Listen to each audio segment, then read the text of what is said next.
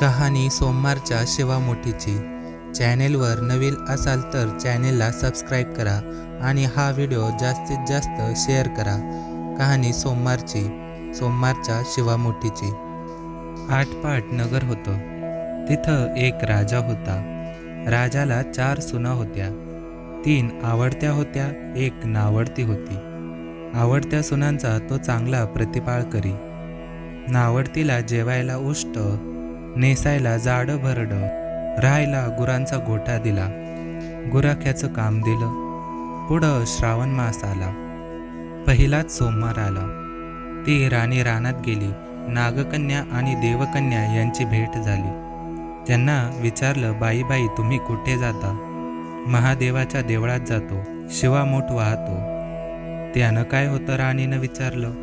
भ्राताराची भक्ती होते, इच्छित कार्य सिद्धीला जातं, मुलं बाळं होतात, नावडती माणसं आवडती होतात, वडील मनुष्यापासून सुखप्राप्ती होते।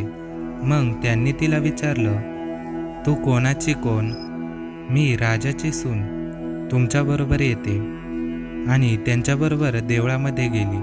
नागकन्या देवकन्या वसा वसू लागल्या। नावडती म्हणाली, काय ग बायांनो, वसा वसता? आम्ही शिवामोठीचा वसा वसतो। त्या वशाचं काय करायचं? मूठ चिमूट तांदूळ घ्यावी, शिवराई सुपारी घ्यावी, गंध फूल घ्यावं, 2 बेलाची पानं घ्यावी, मनोभावे पूजा करावी, हाती तांदूळ घ्यावे आणि तोंडाने शिवा शिवा महादेवा, माझे मूठ ईश्वरा देवा, सासू सासऱ्या दिरा भावा, ननंद जावा भरतारा, नावडती आहे ती आवडती कर रे देवा, असं म्हणून तांदूळ वाहावेत। संध्याकाळपर्यंत उपवास करावा। उष्ट माष्ट खाऊ नये, दिवसा निजू नये। उपवास नाही निभावला तर दूध प्यावं। संध्याकाळी अंघोळ करावी, देवाला बेल वाहावा आणि मुकाट्याने जेवण करावे। हा वसा 5 वर्ष करावा। पहिल्या सोमवारी तांदूळ, दुसऱ्याला तीळ, तिसऱ्याला मूग आणि चौथ्याला जव आणि 5वा आला तर सातू शिवामुठी करता घेत जावे। पहिल्या सोमवारी सर्व साहित्य नागकन्या आणि देवकन्या यांनी दिलं आणि दुसऱ्या सोमवारी तिला घरून आणायला सांगितलं। त्या दिवशी तिनं मनोभावे पूजा केली। सारा दिवस उपवास केला। जावा ननंदांनी उष्टमाष्ट पान दिलं, ते तिनं गाईला घातलं। शंकरांची आराधना केली आणि दूध पिऊन निजून राहिली। पुढं दुसरा सोमवार आला।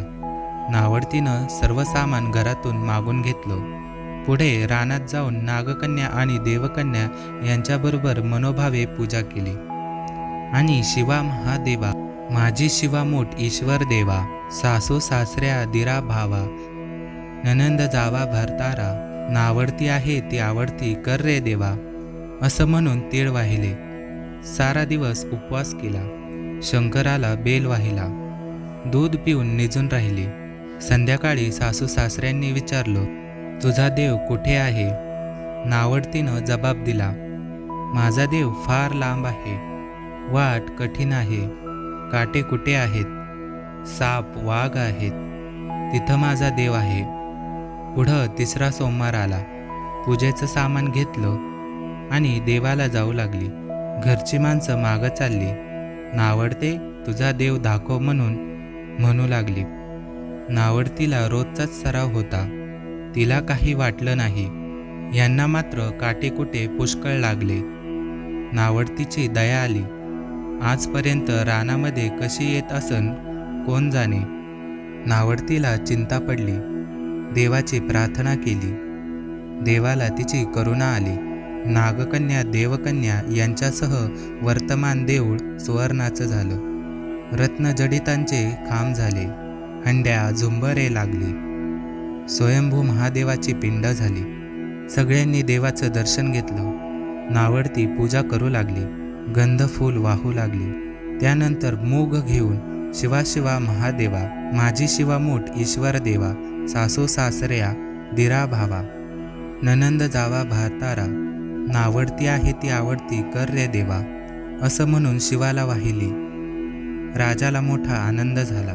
नावडतीवर प्रेम वाढलं. दागिने लिहायला दिले. खुंटीवर पागोटा ठेवून तळ पाहायला गेला. नावडतीची पूजा झाली. पूजा झाल्यावर सगळी माणसं बाहेर आली. इकडे देऊळ अदृश्य झालं. राजा परत आला. माझं पागोटं देवळी राहिलं आणि देवळाकडे आणायला गेला. तो तिथे एक लहान देऊळ आहे, तिथे एक पिंडे आहे आणि वर आपण केलेली पूजा आहे. जवळ खुंटीवर पागोटा आहे. तेव्हा तिने सुनेला विचारलं, हे असं कसं झालं? हाच माझा गरिबाचा देव. मी देवाची प्रार्थना केली, त्यानं तुम्हाला दर्शन दिलं. सुनेमुळे देव भेटला म्हणून तिला पालखीमध्ये घालून घरी आणलं. नावडती होती ती आवडती झाली. जसा तिला भगवान शंकर प्रसन्न झाला तसा तुम्हा आम्हा होवो. ही 60 अवतारांची कहाणी 5 अवतारी सुफळ संपूर्ण होत आहे. धन्यवाद. ओम नमः शिवाय.